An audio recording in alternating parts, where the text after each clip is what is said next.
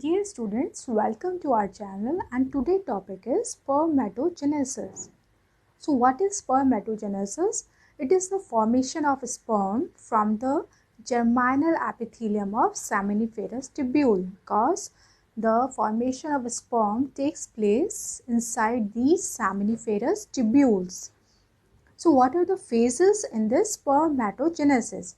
First is our multiplication phase, and in this multiplication phase mitotic divisions occur. As you can see here, this is our primordial germ cell.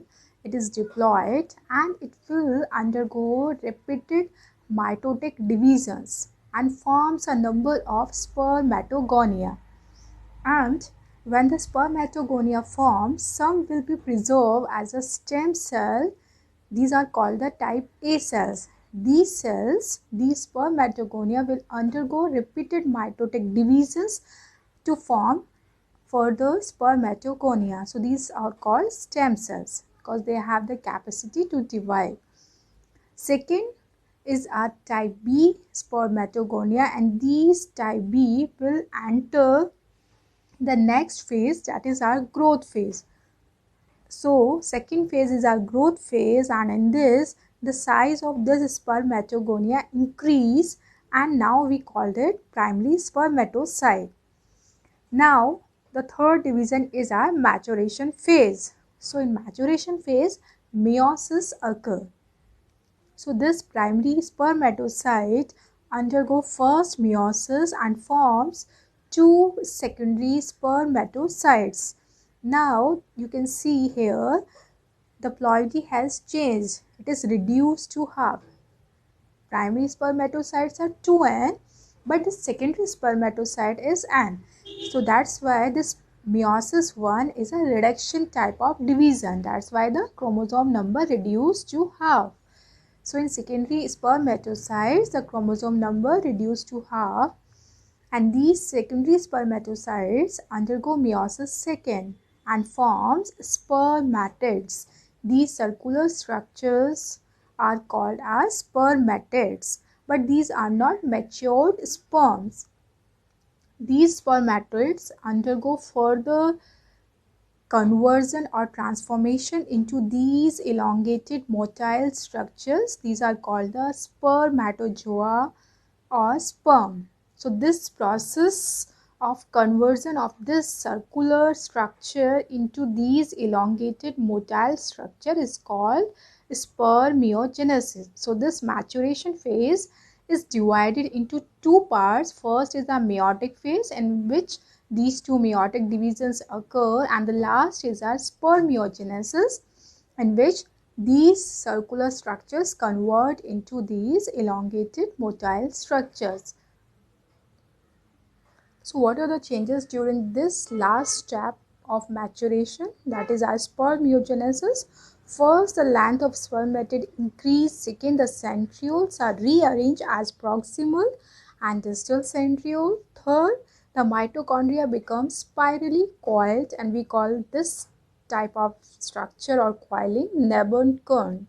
Next, the Golgi body is going to form the acrosome. This is a structure which contains the lytic enzymes, and these lytic enzymes are going to digest the different coverings of the egg. So this is very important for the fertilization.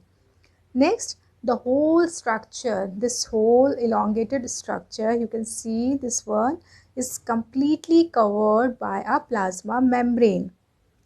And in this sperm, the cytoplasm is very reduced. It is present only in the tail region.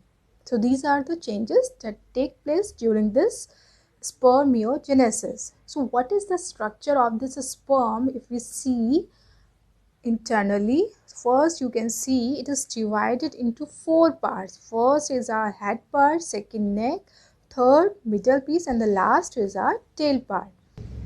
First is our head, and in this head at the top is present our acrosome that contains the lytic enzymes. Below it is present our nucleus, that is the genetic material. Second part is our neck. This small part is our neck, and in this you can see here there are two centrioles. First is our proximal and the below lower one is our distal centriole. Third part is our middle piece. This small segment is our middle piece, and in this you can see this coil structure that is called our mitochondria that provides energy for this sperm movement. The last and the largest part of this sperm is a tail part, this one, and this whole structure is covered by the plasma membrane, and this tail has two parts. First part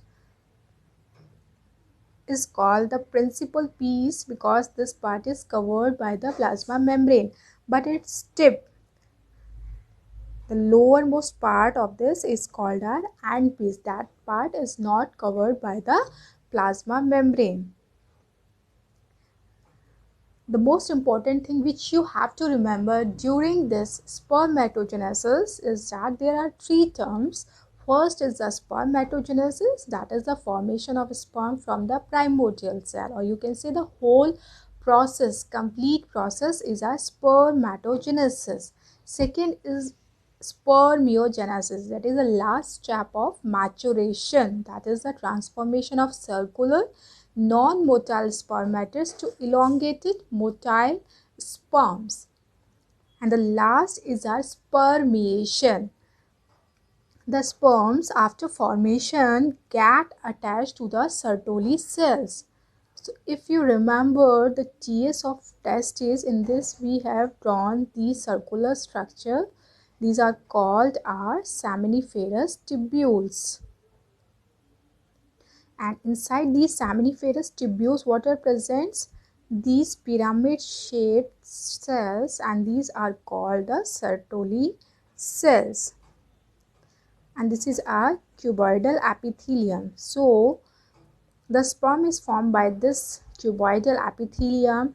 It releases in the center, and after releasing it moves and enters in these Sertoli cells. Why these entering inside these Sertoli cells?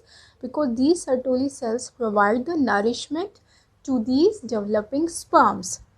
So when they enter, they have to move out after getting nourishment from these Sertoli cells. So their process of detachment from these Sertoli cells and finally from this entire seminiferous tubule is called spermiation. Next, what is puberty? The age at which the reproductive system becomes functional and these sex organs start producing the gametes and our sex hormones. Then we say that the puberty has reached.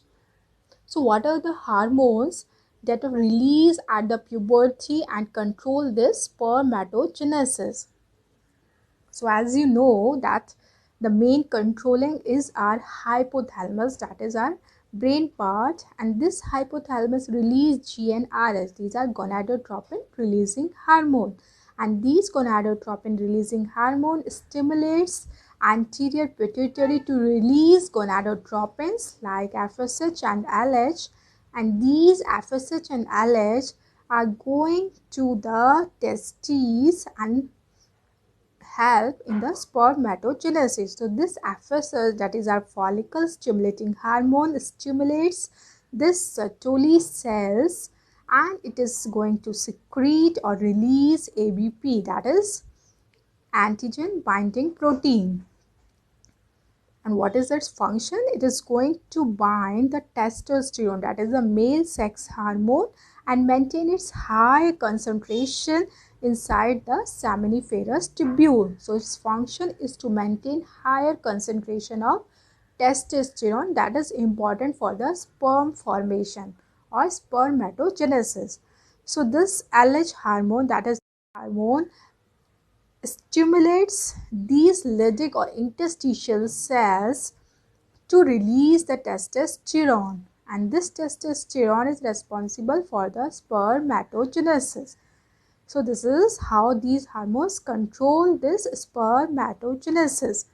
And these Sertoli cells also secrete one hormone, that is an inhibin, and this inhibin, when the function of this ABP has accomplished, and there is no need of more testosterone, then this inhibin is secreted and it will give a negative feedback to this anterior pituitary for the release of this FSH, because there is no need of this ABP anymore when the sperms has already formed and released from the Sertoli cells. Second, again, this testosterone also sends a negative feedback to this hypothalamus and the anterior pituitary.